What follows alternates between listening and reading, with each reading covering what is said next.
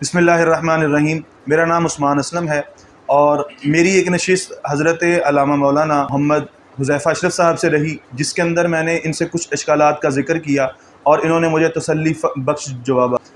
تو میں نے سوچا کہ یہ نشست ایک عوام کے سامنے بھی ہونی چاہیے۔ آج ان سے ریکارڈنگ کی اجازت چاہی اور اس کے بعد ہم حاضر ہوئے جناب بھائی محمد حذیفہ اشرف صاحب کے پاس۔ السلام علیکم سر۔ کچھ چند ایک سوالات تھے جو پچھلی نشست میں بھی ہوئے تھے، ان میں سے سب سے جو میجر کویسچن ہے جس کے اوپر بڑا شور ڈالا جاتا ہے چند یوٹیوبرز کی جانب سے، رفع یدین کا مسئلہ حل کیوں نہیں ہو رہا اور یہ اصل میں جھگڑا ہے کیا؟ اس کے اوپر عوام کی رہنمائی فرمائیں۔ بسم اللہ الرحمن الرحیم۔ سب سے پہلے تو محمد عثمان صاحب آپ کا بہت بہت شکریہ کہ کم از کم آپ پوچھنے تو آئے۔ دیکھیں یہ جھگڑا اس لیے ختم نہیں ہوتا، ایک بندے پہ لگا چوری کا الزام، اس نے کہا میں چور نہیں، میں چور نہیں، میں چور نہیں، اس نے کہا میں ہر جگہ پر اپنی سچائی کا ثبوت دینے کو تیار ہوں، لیکن جس نے الزام لگایا وہ اس کے برعکس کہتا ہے نہیں جی نہیں، ہم نے صفائی نہیں چاہیے، ہمیں صفائی نہیں چاہیے، ہم نے کہا تم چور ہو تو تم چور ہو، تو جھگڑا کیسے ختم ہوگا؟ اب چور ہے کون جو صفائی مانگتا نہیں ہے یا جو صفائی دینے کو تیار؟ جو صفائی دینے کو تیار ہے وہ تو بری عظیم ہے، اس کے ہاتھ صاف ہے۔ میرے دادا جان ساری زندگی کہتے رہے، گھروں میں جا جا کر یہ کہتے رہے، تم نے جہاں پر بلانا ہے بلا لو، گھروں میں بلانا ہے بلا لو، ہم آنکھوں میں آنکھیں ڈال کر تم سے پوچھنے کو تیار ہیں۔ بلکہ بڑا مشہور اعلان فرمایا کرتے تھے 1,00,000 روپیہ انعام دوں گا جو رفع یدین پر جو تمہارا دعویٰ ہے کہ نبی علیہ السلام نے آخری نماز تک رکوع آتے جاتے رفع یدین فرمایا، ایک روایت پڑھو 1,00,000 روپیہ انعام دوں گا۔ ہمارے دعوے پر ہم سے مانگنی ہے دلائل، ہم تمہیں ہر جگہ آ کر دینے کو تیار ہیں، لیکن ان کو صرف 2 جگہ ہی ملتی ہیں، یا یوٹیوب سوشل میڈیا، یا وہ علماء جو مناظر نہیں ہیں۔ ایک بار مناظرین کے ہتھے چڑھے تو صحیح، لگ پتا جائے گا ان کو، ایک دفعہ کسی مناظر کے پاس آئے تو اب یہ تو وہی بات ہو گئی، میرے بجلی کا معاملہ تھا اور میں چلا گیا پلمبر کے پاس، اور تم آؤ تو صحیح ایک بار مناظر کے پاس۔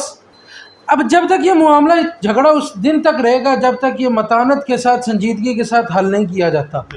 یہ آئے تو صحیح، کبھی آتے ہی نہیں۔ اچھا حضرت، پھر یہ فرمائیں کہ جھگڑا ہے کیا؟ جھگڑا نہ رفع یدین کا ہے نہ نماز کا ہے، جھگڑا ہے صرف ضد اور تعصب کا۔ خود سوچئے ایمانداری سے، ہم ہندوؤں سے جا کر نماز کی نیت پر جھگڑا کریں گے؟ یہ شور مچاتے پھرتے ہیں کہ اہل سنت مشرک ہیں، اہل سنت شرک کرتے ہیں، اور پھر بحث میں کیا لاتے ہیں؟ رفع یدین کا موضوع۔ جب تک متانت نہیں آئے گی یہ معاملات حل نہیں ہو سکتے۔ پہلے شرک پر تو آئیں، توحید پر تو آئیں۔ ہندو سے نماز کا مسئلہ نہیں ڈسکس ہوتا، مشرک سے ان باتوں پر معاملات نہیں ہوتے۔ اب متانت سے ایک بار آئیں گے یہ معاملہ حل ہونے کے کافی قریب آ جائے گا۔ تعصب کو چھوڑیے، اناد کو چھوڑیے، قرآن و حدیث کی طرف آئیے، معاملہ حل ہو جائے گا۔ آپ کو اس کی ایک مثال دیتا ہوں۔ نظریات تھے شروع سے 2، ایک یہ کہ بندہ رفع یدین رکوع آتے جاتے کرے، اور دوسرا نمازوں میں رکوع آتے جاتے نہ کرے، لیکن دونوں میں یہ بات متفق تھی، دونوں اس بات پر تھے۔ آپ فتاویٰ علماء حدیث اہل حدیث حضرات کو اٹھا کے دیکھ لیجئے، فتاویٰ ثنائیہ اٹھا کے دیکھ لیجئے، آپ PNG لگا دیں گے، آپ ان میں اٹھا کے دیکھ لیے، واضح لکھا ہے رفع یدین کرنا بھی نبی علیہ السلام کی سنت، نہ کرنا بھی سرکار اور صحابہ سے یہ ثابت ہے۔ اور جو بندہ نماز میں رفع یدین نہیں کرتا اس کی نماز ہو جاتی ہے، کیونکہ اس نے صحابہ کے طریقے پر عمل کیا۔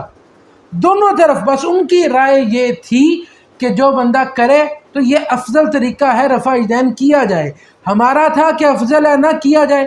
بس یہ ضد اور تعصب اتنا پھیل گیا کہ انہوں نے کہنا شروع کر دیا جو رفع یدین نہیں کرے گا اس کی نماز نہیں ہوگی، حتیٰ کہ یہاں تک کہا گیا ہم گریبان پکڑیں گے قیامت کے دن۔ سرگودا کے ایک عالم تھے، وہ کہہ رہے تھے ہم گریبان پکڑیں گے قیامت کے دن کہ تم رفع یدین کیوں نہیں کرتے۔ بڑا بڑا شور مچایا جاتا ہے کہ ان کی نماز نہیں ہوتی۔ بندہ تعصب کو چھوڑے اور اصل مسئلہ کی طرف جب آ جائے گا، اپنا تعصب اور اصل مسئلہ جب بیچ میں آئیں گے، اکٹھے ہوں گے، تو یہ معاملہ حل نہیں ہو سکتا۔ حضرت جیسے آپ نے علماء اہل حدیث کا ذکر کیا اور ساتھ ان کے فتاوی جات کا ذکر کیا جن میں بڑے بڑے نام فتاوی ثنائیہ جیسے، آپ نے کہا کہ جی ان کے اندر بھی یہ ہے کہ نماز پڑھی جائے، اگر رفع یدین کرتے ہیں نہیں کرتے نماز ہو جاتی ہے، نماز کو کوئی مسئلہ نہیں۔ تو آپ کے پاس کیا دلائل ہیں کہ آپ کہتے ہیں ترک رفع یدین سے بھی نماز ہو جاتی ہے؟ حالانکہ وہ تو بڑا اس چیز پر ہم سنتے رہتے ہیں، وہ تو بڑا زور دیتے ہیں کچھ یوٹیوبر حضرات کہ جناب جو نہیں کرتے ان کی نماز نہیں ہوتی، اور یہ علماء جو کہتے ہیں کہ رفع یدین کے بغیر نماز ہو جاتی ہے، وہ لوگوں کو گمراہ کرتے ہیں اور لوگوں کی نمازوں کو باطل کراتے ہیں کہ رفع یدین اتنا سینسٹیو مسئلہ ہے کہ اگر اس کو چھوڑا جائے گا تو جیسے کوئی اسلام کی عمارت گر جائے گی۔ حضرت آپ کے نظریے میں اور آپ جس طرح مانتے ہیں رفع یدین کو اور کہتے ہیں کہ رفع یدین اگر چھوڑ دیا جائے تو نماز ہو جاتی ہے، آپ کے پاس اس کے کیا دلائل ہیں؟ اب میں دلائل کی طرف، دلائل کے میدان میں ہمارے پاس الحمدللہ اگر آتے تو ان کو پتہ ہوتا کہ ہمارے پاس دلائل ہیں کتنے۔ وہ ایسے ہی نہیں شعر کہتا رہا ساری زندگی، ایک روایت لاؤ 1,00,000 روپے انعام دوں گا، اللہ کی قسم۔ اچھا تاثر یہ دیا جاتا ہے ہم بخاری مسلم کے روایات کو نہیں مانتے۔ یار سرکار سے کرنا ثابت ہے، ہم کہتے ہیں رفع یدین کے ساتھ نماز ہو جاتی ہے، لیکن نہ کرنا بھی ثابت ہے۔ جھگڑا اس بندے سے ہوگا جو کہے گا نہ کرنے والے کی نماز نہیں ہوتی، ہم اس بندے سے جھگڑا کریں گے اور اس بندے کی آنکھوں میں آنکھیں ڈال کر پوچھیں گے۔ یہ میرے سامنے ہے سنن ترمذی، اس کی حدیث نمبر ہے 256، صفحہ نمبر ہے 300۔ حضرت عبداللہ ابن مسعود رضی اللہ تعالیٰ عنہ کی روایت، الا اصلی بکم صلاۃ رسول اللہ صلی اللہ علیہ وسلم، فرماتے ہیں میں تمہیں رسول اللہ کی نماز نہ سکھاؤں، پڑھ کے نہ دکھاؤں؟ فصلی، پھر نماز پڑھی، فلم یرفع یدیہ الا اول مرہ، پھر دوسری بات حضرت عبداللہ ابن مسعود نے ہاتھ نہیں اٹھائے رفع یدین کے لیے، صرف پہلی بار اٹھائی۔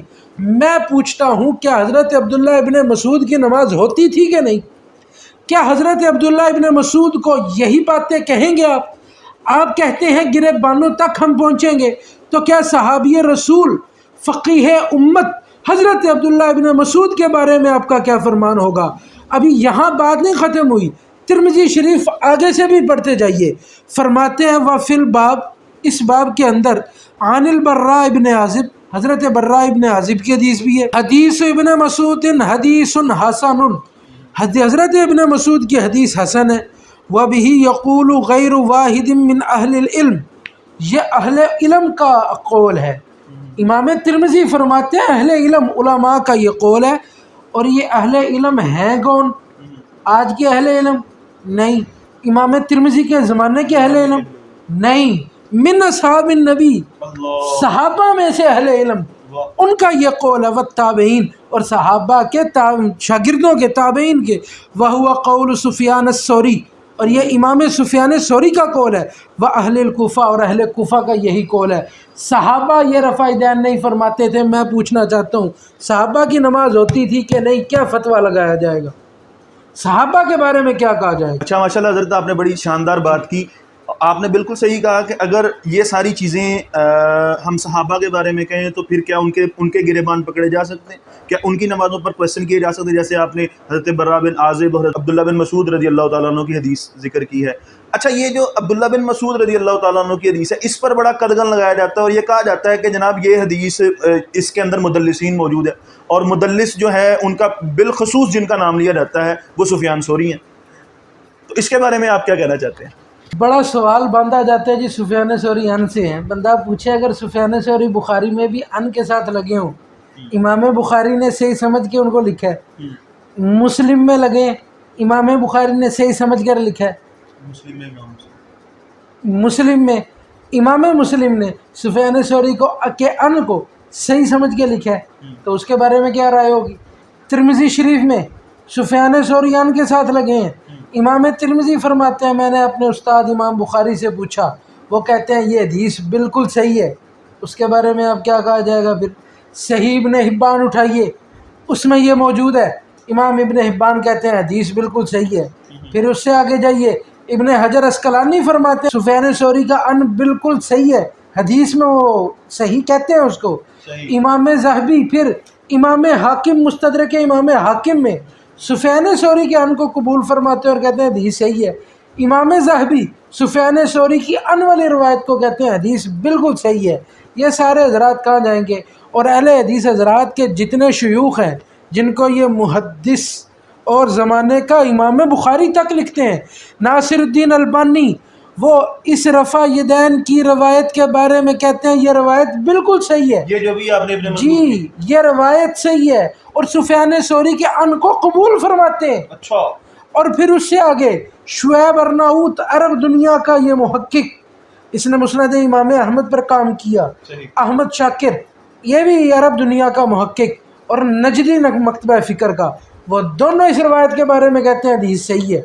تو جب یہ ان کے تمام علماء کہتے ہیں یہ حدیث ٹھیک ہے تو پھر اس حدیث کو قبول کیوں نہیں کرتے؟ ان کے تمام علماء تو یہ بھی لکھتے ہیں اور یہ بھی کہتے ہیں کہ یہ تعصب ہے صرف جو رفع دین پر بحث کرتا ہے، رفع دین کے ساتھ بھی نماز ہوتی ہے، بغیر بھی نماز ہوتی ہے، فتاوی علماء حدیث اٹھا کے آپ دیکھیں، ان کے علماء تو یہ بھی لکھتے ہیں لیکن تعصب کہ ہم نے ہر حال میں ان کو نمازوں کو رد کرنا ہے۔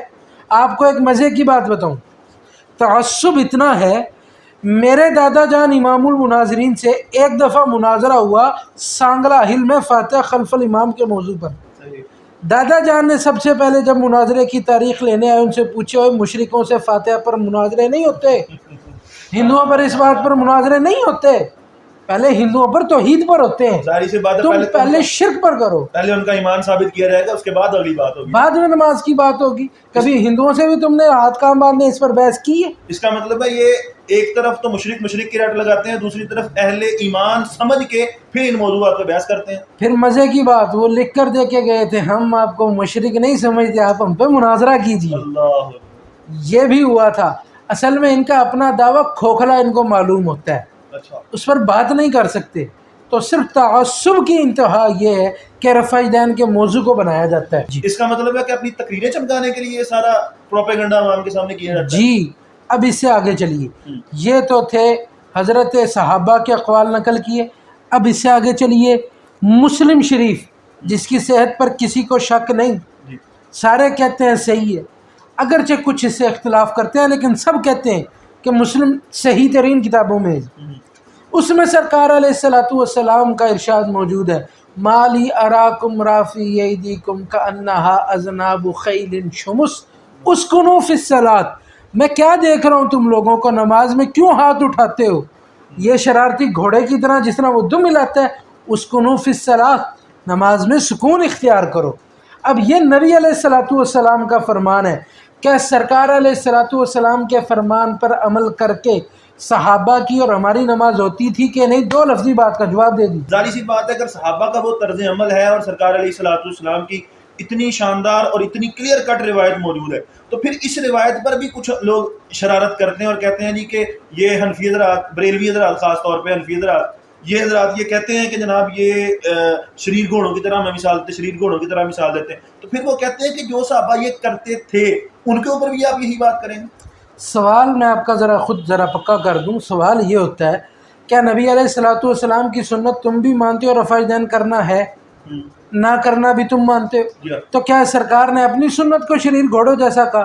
تو ہم کہتے ہیں یہ اعتراض کس پہ کر رہے ہو، ہم پر کہ سرکار پر؟ سرکار نے فرمایا، ہمارا اپنا تو یہ قول نہیں، سرکار پر تم اس کا اعتراض کرتے ہو تو سرکار علیہ الصلوۃ والسلام سے قیامت کے دن خود بخود پوچھ لینا، وہ تمہاری تشفی کروا دیں گے۔ ویسے اسرائیل علیہ السلام جب آئے ان سے بھی پوچھ لینا، وہیں دودھ کا دودھ اور پانی کا پانی ہو جائے گا۔ دوسری بات، کیا شراب پینا اہل اسلام کی شراب کے حرام ہونے سے پہلے سنت نہیں تھی؟ کئی لوگ پیتے تھے، ابھی حرام نہیں تھی، حلال تھی، کئی لوگ پیتے تھے۔ جنت میں پیئیں گے کیوں؟ وہاں حلال ہے۔ اب جب یہ حلال تھی ابھی حرام نہیں ہوئی، ہم اس کو کہہ سکتے ہیں کہ کتنی بری چیز ہے؟ آج تو کہہ سکتے ہیں نا کتنی بری چیز ہے شراب، شراب پہ یار لعنت ڈالو تم، کتنی بری چیز ہے۔ اب کوئی اٹھ کے کہ ان جیسا اٹھ کے کہ جی دیکھو شراب کو برا کہی جا رہے ہیں، شراب سے روکی جا رہے ہیں، حالانکہ یہ تو پہلے اس اہل اسلام کی سنت ہوا کرتی تھی۔ تو اب شراب کے بارے میں بھی نرم گوشہ رکھا کرو، اور ایسی باتیں ہیں صرف ان کے پاس دلیل کوئی نہیں، سارا کا سارا تعصب ہے، ضد ہے، ہٹ درمی ہے، اناد ہے، اس کے علاوہ کوئی شے کچھ بھی نہیں۔ اس کا مطلب یہ ہے کہ یہ سارا کچھ جو بھی ہے اتنی تقریر کی جاتی ہے اور بڑھ چڑھ کے بولا جاتا ہے، یہ صرف ضد، اناد، ہٹ درمی ہے، اس کے علاوہ کچھ نہیں۔ اچھا ایک تو روایت آپ نے حضرت عبداللہ بن مسعود والی بیان کر دی اور اس کے اوپر حضرت براء بن عازب کا بھی حوالہ دے دیا، اس کے علاوہ اور مزید صحابہ کا بھی وہاں قول ہے، اہل علم اصحاب۔ صحیح۔ اہل علم کا بھی تعامل آ گیا. اس کے علاوہ کوئی اور کسی کتاب سے یا کوئی اور بھی احادیث ہیں یا بس یہ 1 2 3 پہ اکتفا؟ جی، نبی علیہ الصلوۃ والسلام کا فرمان اگر ایک بھی ہو تو وہ کافی ہوتا ہے. اور ویسے بھی پوری دیگ نہیں کھائی جاتی چکھنے کے لیے، ذائقہ چکھنے کے لیے 2 دانے بھی کھائے جاتے ہیں، پتہ چل جاتا ہے ساری دیگ کیسی ہے. 2 روایتیں بھی کوئی کم نہیں ہوتی، لیکن پھر بھی امام بخاری، امام مسلم رحمۃ اللہ علیہ، ان کے استاد گرامی ہیں ابو بکر ابن ابی شیبہ. یہ امام بخاری کے بھی استاد ہیں، امام مسلم کے بھی استاد ہیں. پورا باب باندھتے ہیں مصنف ابن ابی شیبہ میں رفع دین کے ترک پر، اور اس میں یہ لکھتے ہیں حضرت ابن عمر مولا عمر رضی اللہ تعالیٰ عنہ امیر المومنین امام المسلمین، جن کے بیٹے کے بارے میں کسی کے ایمان کو شک ہے، نہ جن کے بارے میں شک ہے، جن کی اتنی شان ہے، ان کے بارے میں حدثنا ابو بکر ابن عیاش ان حسین ان مجاہد کہتے ہیں قال ما رأیت ابن عمر، میں نے حضرت ابن عمر کو نہیں دیکھا کہ انہوں نے کبھی نماز کے اندر پہلی تکبیر کے بعد ہاتھ اٹھائے ہو. حضرت عمر کے سگے بیٹے، پھر یہی نہیں، وہ جن کو حضرت ابو بکر صدیق کے بعد مصلی رسول ملا، حضرت عمر رضی اللہ تعالیٰ عنہ، سرکار نے جن کے بارے میں فرمایا میرا وزیر عمر ہے، سرکار نے جن کے بارے میں فرمایا ان الشیطان یفر من ذل عمر، عمر کے پرچھائے سے، عمر کے سائے سے شیطان بھاگتا ہے، وہ جن کو سرکار بازو سے پکڑ کر کہتے تھے عمر جنتی ہے، وہ فرماتے ہیں ان کے بارے میں اگلی 2 روایتیں چھوڑ کے ایک روایت چھوڑ کے آگے فرماتے ہیں عن الاسود، اسود سے ہے قال صلیت مع عمر، میں نے امیر المومنین حضرت عمر ابن خطاب کے ساتھ نماز پڑھی. نماز میں کیا دیکھتا ہوں فلم یرفع یدیہ فی شیء من صلاتہ، انہوں نے اپنی نماز میں ہاتھ نہیں اٹھائے سوائے تکبیر تحریمہ کے. حضرت عمر بھی رفع دین نہیں فرماتے تھے، حضرت عمر کے بیٹے بھی رفع دین نہیں فرماتے تھے. یہ گروپ سب سے بڑھ کر کہتے ہیں ہم صحابہ کے وفادار ہیں. تو بتائیے صحابہ کی نمازیں ہوتی تھی کہ نہیں؟ اگر آج اہل سنت صحابہ کے پیچھے چلیں، ان کی شان تو وہ ہے، قرآن فرماتا ہے فَإِنْ آمَنُوا بِمِثْلِ مَا آمَنْتُمْ بِهِ فَقَدِ اهْتَدَوْا، ان کے پیچھے چلو گے تمہیں ہدایت کا رستہ مل جائے گا. ان کے پیچھے چل کے اگر ہم ان کی صحابہ کے پیچھے نمازیں پڑھیں، ان جیسی پڑھیں، تو ہماری نماز کیوں کر قبول نہیں ہوتی؟ تعصب کی اینک کو اتاریے. حضرت عمر کا یہ طریقہ تھا، حضرت عمر کے بیٹوں کا یہ طریقہ تھا. ایک آخری بات کیا ہے کہ میں اس سے پھر آگے بات آپ کا سوال، پھر آتے ہیں آپ کے سوال کی طرف. کچھ لوگ بڑا شور مچاتے ہیں یوٹیوبر کہ ہم مولا علی کی جماعت ہیں، ہم مولا علی کی جماعت ہیں، تم مولا علی کے غدار ہو، اہل بیت کے غدار ہو، تمہیں مولا علی سے نفرت ہے، تم ناسبی ہو، ہر وقت رٹ لگائیں گے اور پتہ نہیں کیا کچھ کہہ جائیں گے. خود خیر وہ موضوع کبھی آئے گا تو لمبی بات کریں گے، لیکن اپنے آپ کو مولا علی کا بہت بڑا وفادار سمجھتے ہیں. مولا علی کی نماز نہ سناؤں آپ کو؟ یہی مصنف ابن ابی شیبہ، اس میں لکھا ہے ان ابی اسحاق قال کان اصحاب عبداللہ و اصحاب علی، ان میں لکھا ہے ابو اسحاق فرماتے ہیں قال، وہ فرماتے ہیں کان اصحاب عبداللہ، حضرت عبداللہ ابن مسعود کے جتنے بھی ساتھی تھے، و اصحاب علی ابن ابی طالب، اور حضرت علی ابن ابی طالب رضی اللہ تعالیٰ عنہ کے جتنے بھی صحابہ تھے، یہ کبھی بھی تکبیر تحریمہ کے بعد رکوع آتے جاتے ہاتھ نہیں اٹھاتے تھے. حضرت علی ابن ابی طالب کے ساتھی بھی ہوتے تھے. اب یہ کہتے ہیں ہم حضرت علی کے بہت بڑے وفادار ہیں. میں پوچھتا ہوں مولا علی کی نماز کا طریقہ کیوں نہیں اپنایا جاتا؟ پھر مولا علی کے پیچھے کیوں نہیں چلا جاتا؟ تم بڑا کہتے ہو ناسبی ہو، ناسبی ہو، ناسبی ہو، تم مولا علی کے پیچھے چلنے کو تیار نہیں. لوگوں کو تم نہیں بتاتے مولا علی کی نماز کیسی تھی، تم بار بار لوگوں کو گمراہ کرنے کی کوشش کر رہے ہو. وہی طریقہ ٹھیک تھا جو اعتدال میں رہتے، لیکن جس طرح یہ بڑے، میں پوچھتا ہوں مولا علی کی نمازیں ہوتی تھی کہ نہیں؟ مولا علی کے ساتھیوں کی نمازیں تھیں کہ نہیں؟ صحابہ کے ساتھیوں کی نمازیں تھیں کہ نہیں؟ اس کے بارے میں کیا جواب دیا جائے گا؟ یعنی کہ آپ یہ کہنا چاہتے ہیں کہ اگر عبداللہ ابن عمر، جناب حضرت عمر اور جناب حضرت مولا علی کرم اللہ تعالیٰ وجل کریم، ان کی اور ان کے اصحاب کی نمازیں ہو جاتی ہیں تو پھر ہماری نمازیں بھی اللہ تعالیٰ قبول کرے گا. اگر حنفی حضرات کی نماز پہ اعتراض ہے تو پھر حضرت عمر، حضرت عبداللہ ابن عمر اور حضرت علی، ان کی نمازوں پر اعتراض کیوں نہیں کیا جاتا؟ آپ یہ کہنا چاہتے ہیں، یعنی کہ آپ کی تمام باتوں کا نچوڑ یہ ہے کہ چونکہ وہ ڈاڈے ہیں اس لیے ان کو ہاتھ نہیں پڑتا، اور ہم کمزور ہیں اس لیے ہمارے گرے بانوں کو پکڑا جاتا ہے. بلکہ گرے بانوں کو تو تب پکڑا جائے گا نا جب دلائل کی دنیا میں آگے بات کی جائے گی. جو دلیل کے ساتھ بات کرتے ہیں ان کے لیے وہ ان کے سامنے آنے کو کوئی تیار نہیں ہوتا، لیکن جیسے ہی وہ دیکھتے ہیں کہ ہمارے پاس یہ راہ نہیں ہے تو پھر جناب کیمرہ اٹھایا، سامنے لگایا، مائک لگایا اور جناب شروع ہو گئے۔ آپ نے بالکل بجا کہا، ان کی نمازوں پر اعتراض نہیں، یہ باتیں بھی بیان نہیں کی جاتی۔ کیوں؟ ان کا نام لے کر تو آگے پروپیگنڈا کرنا ہے نا، ان کا نام لے کر تو عوام کو بیوقوف بنانا ہے نا۔ اگر ان کی یہ نماز کا طریقہ بتا دیا جائے گا تو عوام کیسے قابو آئے گی، عوام کیسے آئے گی ان کے پیچھے؟ اگر بتایا جائے گا جی، بڑا زور دیتے ہیں بخاری مسلم کا طریقہ، جس کے منکر نہیں ہے، سرکار کی سنت تو ہے نا، بڑا زور دے کے کہتے ہیں بخاری مسلم کی نماز کا طریقہ کیوں نہیں بتایا جاتا؟ میں پوچھتا ہوں مولا مشکل کشا کی نماز کا طریقہ کیوں نہیں بتایا جاتا؟ بتایا جائے نا، خلفائے راشدین کی نماز کا طریقہ بتایا جائے، یہ نہیں بتائیں گے یہاں سم بکم عمی فہم لا یرجعون۔ اچھا حضرت، ایک اور بڑا زوردار اور شاندار اور شور کیا جاتا ہے، وہ جو حضرت غوث پاک علیہ رحمہ کی نماز ہے، اور کہا جاتا ہے جی دیکھو جی ویسے 11ویں کھانے کے لیے تو غوث پاک کے ڈھکے لگ جاتے ہیں، لیکن جب نماز پڑھنے کی باری آتی ہے تو کہتے ہیں جی غوث پاک کا طریقہ، غوث پاک کے طریقے پہ نماز کیوں نہیں پڑھتے یہ 11ویں کھانے والے؟ تو اس کے بارے میں آپ کیا کہنا چاہتے ہیں کہ غوث پاک کی نماز کیسی ہے؟ بہت خوشی ہوئی سوال۔ اب دیکھیں، ساری زندگی یہ لوگ شور مچاتے رہے، لوگوں کو یہ پٹو پڑھاتے رہے کہ یہ جی حنفی ہیں، امام اعظم کے پیچھے لگتے ہیں، یہ جناب فلاں فقہ کے پیچھے لگتے ہیں، قول رسول کی بات تو ہے ہی نہیں، ان کے پاس قرآن تو ہے ہی نہیں، حدیث تو ہے نہیں، حنفی حنفی حنفی، فقہ فقہ فقہ۔ تم غوث پاک کے پیچھے کیوں جا رہے ہو؟ تم کیوں نہیں قول رسول پر آ رہے ہو؟ پہلے یہ تو بتاؤ، اب تقلید کہاں گئی تمہاری؟ اب تقلید کے پیچھے تم کیوں چلتے ہو؟ دوسری بات، یہ بات ہے غنیت الطالبین کی، غوث پاک کے آگے پیچھے تو کہا جاتا ہے صرف رسول اللہ کی بات کی جائے، صحابہ کی بات کی جائے، اہل بیت کی اور قرآن کی بات کی جائے۔ اب جب بات ہے یہ تو غوث پاک کی نماز بھی ان کو یاد آ گئی، یعنی کہ یہاں پہ تقلید یاد آ گئی، یہاں پہ ان کو تقلید یاد آ گئی، میٹھا میٹھا ہپ ہپ کوڑا کوڑا تھو تھو، یہ بات نہیں چلے گی۔ غوث پاک کو ماننا ہے، پورا ماننا، آگے پیچھے تم ان کے بارے میں کیا کہتے ہو؟ دوسری بات یہ ہے بات غنیت الطالبین کی، صحیح، جو روایت یہ پڑھتے ہیں نا غوث پاک کی نماز کے بارے میں، اور مزے کی بات ہے وہ غوث پاک کی کتاب ہی کوئی نہیں۔ اچھا، امام احمد رضا اعلیٰ حضرت فاضل برکت نے فتاوی رضویہ شریف کی جلد نمبر 29 میں واضح طور پہ یہ لکھ دیا، یہ غنیت الطالبین تو ان کی طرف منسوب ہے، یہ ان کی کتاب ہی کوئی نہیں، صحیح، یہ ان کی کتاب ہی کوئی نہیں، تو ان کی نماز کا طریقہ کیسے ان کو پتہ چلا؟ تو اللہ تعالیٰ ان سب کو ہدایت دے۔ ٹھیک ٹھیک، نہیں تو یہ جو پھر یہ سارا پروپیگنڈا کیا جاتا ہے، اس کا مطلب ہے کہ اگر روایات کی دنیا میں ہوتے تو پھر بات کرتے، ویسے تو اہل سنت کے ہاں یہ بڑا ان کے سر منڈا جاتا ہے اور کہا جاتا ہے کہ جناب یہ بابوں کی باتیں کرتے ہیں، بابوں کی باتیں کرتے ہیں۔ آگے پیچھے تو کہا جاتا ہے بابے تو شاہی کوئی نہیں، آگے پیچھے تو کہا جاتا ہے جی بابے تو کچھ ہے نہیں، آگے پیچھے جو ان کا کھلم کھلا ان کا مذاق اڑایا جاتا ہے کہ بابے تو شاہی کوئی نہیں، اے بابے تو کچھ کر ہی نہیں سکتے۔ اب بابوں کی نماز کیوں یاد آ گئی؟ اب ان کے پیچھے چلنے کا کہاں سے خیال آ گیا تمہیں؟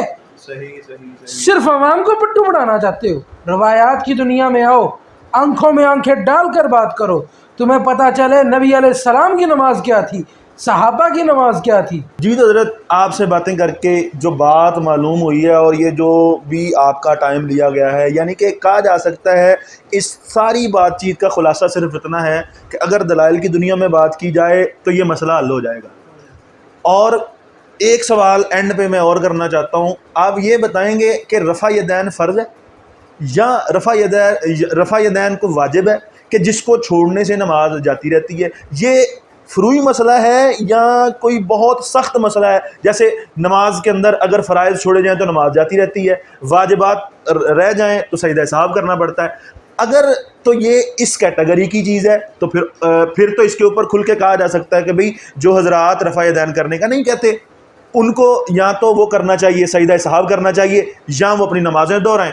تو حضرت یہ جو رفع یدین ہے اس کے بارے میں آپ بتائیں کہ یہ فرض ہے یا واجب ہے؟ نہ یہ فرض ہے نہ یہ واجب ہے، صحیح، فقط نبی علیہ الصلوۃ والسلام کی سنت ہے، سرکار سے کرنا بھی ثابت ہے، نہ کرنا بھی سرکار علیہ الصلوۃ والسلام سے ثابت ہے، صحیح صحیح، بس اتنی سی بات ہے۔ کوئی لمبا چوڑا اس میں سختی وغیرہ کوئی نہیں ہے، جب سرکار سے کرنا ثابت ہے نہ کرنا بھی ثابت ہے۔ ہاں اگر کہیں کلیئر کٹ لفظوں میں ہوتا کہ سرکار نے کب تک کیا کب تک چھوڑا اور سارے صحابہ کا اس پہ اجماع ہوتا تو پھر نماز بھی نہ ہوتی ان کی، لیکن چونکہ دونوں چیزیں سنت ہیں تو دونوں سے نماز تو ہو جاتی ہے. ہمارے نزدیک یہ ہے کہ بہتر ہے کہ بندہ نہ کرے. اچھا، اگر کوئی آپ کے سامنے رفع یدین کر لیتا تو یعنی کہ آپ اس کی نماز کو صحیح جانتے ہیں. جی تو جی سامعین، آپ نے حضرت صاحب کی باتیں بھی سنی، میں نے بھی ان کا ٹائم لیا، میں نے بھی اس مسئلے کو پہلے ان کے ساتھ کافی ڈیٹیل کے ساتھ ڈسکس کیا تھا، اور میں نے یہ ضرورت محسوس کی تھی کہ یہ باتیں جو ہیں عوام الناس کے سامنے کی جائیں، تاکہ ہر قسم کے جو شکوک و شبہات پیدا کی جاتے ہیں یوٹیوب اور فیس بک پہ بیٹھ کے، ان کا ازالہ کیا جائے. حضرت بہت شکریہ آپ کا، آپ نے وقت نکالا، آپ نے ٹائم دیا. میں چاہوں گا کہ آپ کے ساتھ دیگر بھی جو اس طرح کے کام کیے جاتے ہیں اور کہا جاتا ہے عوام کی آنکھوں میں دھول جھونکی جاتی ہے، ان تمام جھونکی ہوئی دھول کو صاف کرنے کے لیے آپ کا مزید وقت بھی میں مانگوں گا. اگر آپ عنایت فرمائیں گے تو انشاءاللہ مزید بھی ہم آپ کے ساتھ نشست کو رکھیں گے، اور اس نشست کو ہم آگے بھی لے کے چلیں گے. آپ لوگوں کے ٹائم کا شکریہ. علامہ صاحب کا بھی میں شکریہ ادا کرتا ہوں، اور ہماری جو ٹیم ہے جس نے کیمرے کو چلایا ہے، جو ایڈٹ کرے گی، اور ساری ٹیم کا میں شکریہ ادا کرتا ہوں. السلام علیکم ورحمۃ اللہ.